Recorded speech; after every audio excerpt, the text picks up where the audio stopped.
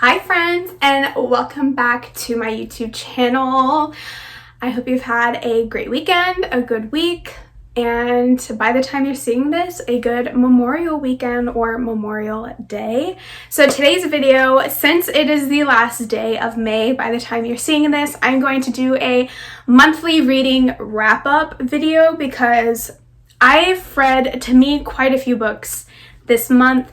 I'm not the type of person to read like 10 books in a month, although I'm working towards it. I'm working towards it.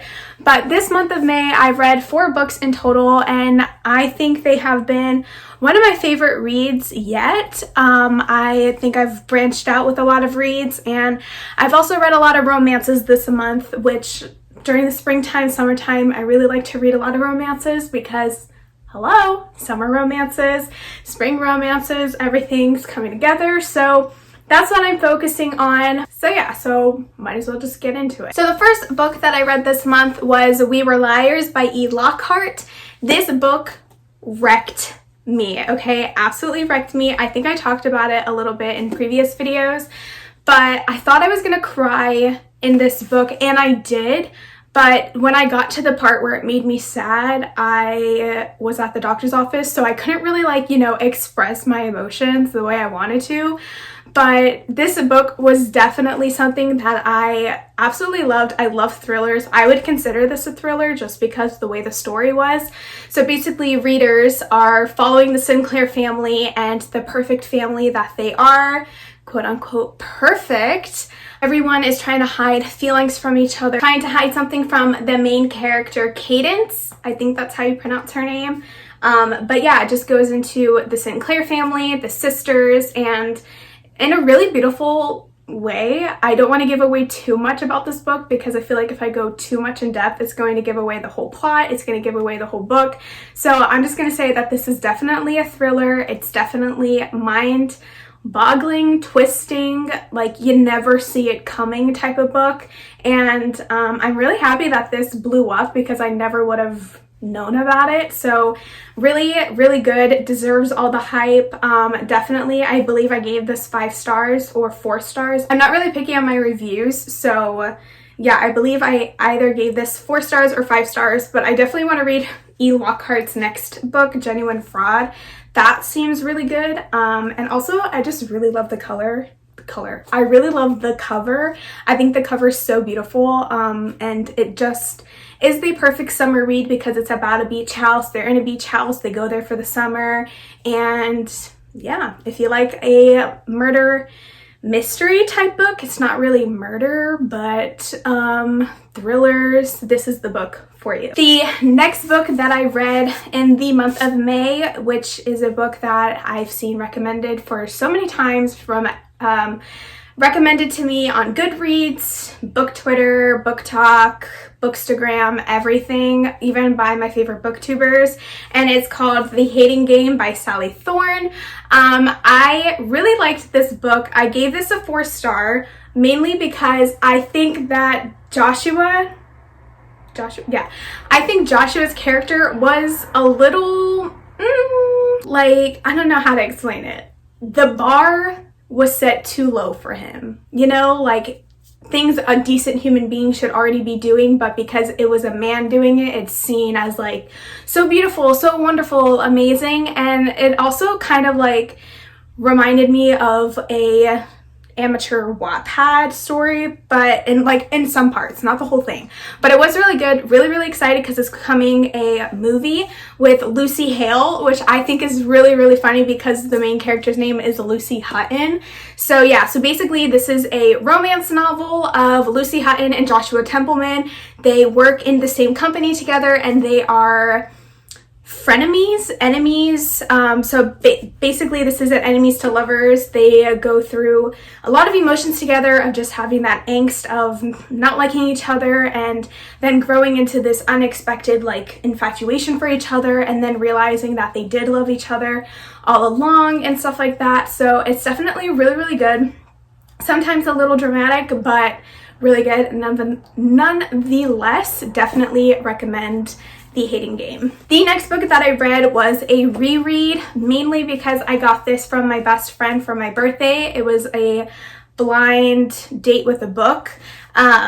So I got it for her, or I got it from her for my birthday, and I told her that I would reread it and then annotate it to her and then give it to her, and that was If I Stay by Gail Forman.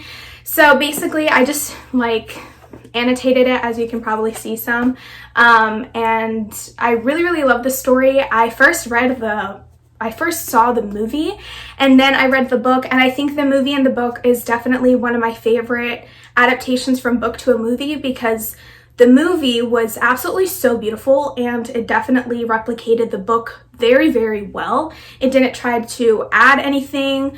It took away some things, but very minor things like flashback scenes.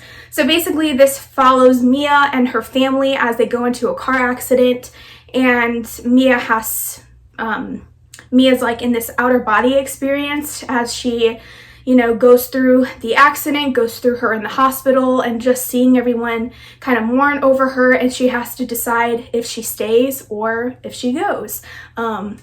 Do I stay or do I go? Anywho. But yeah, really good. Love Gail Forman. Definitely recommend a lot of her books. I've read the second part to this book, Where She Went, and also another book by Gail Forman called I Was Here. And I Was Here was really good. I gave this 5 stars or 4 stars. I finished this in like a day or two, so it's definitely an easy read, really easy to follow along with the story, and it also will break you, so just be prepared. I really love this book. I think it's so clever and absolutely beautiful. And the last book I read in the month of May was November 9 by Colleen Hoover. Let me say, I started this 2 days ago and I finished yesterday.